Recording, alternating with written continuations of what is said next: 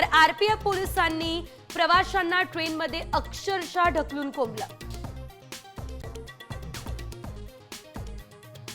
मुंबई महापालिका निवडणुकीसाठी मातोश्रीची रणनीती ठरली। पक्षातल्या 12 जणांवरती खास जबाबदारी।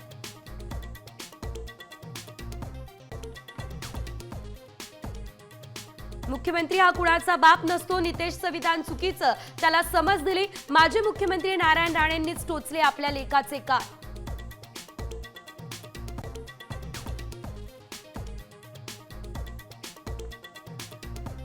पीओपी गणेश मूर्ती विसर्जनासाठी फडणवीस सरकार नवीन धोरण आणणार। गणेशोत्सव मंडळांना उंच पीओपी गणेश मूर्तींची प्राणप्रतिष्ठापना करता येणार, सूत्रांची माहिती।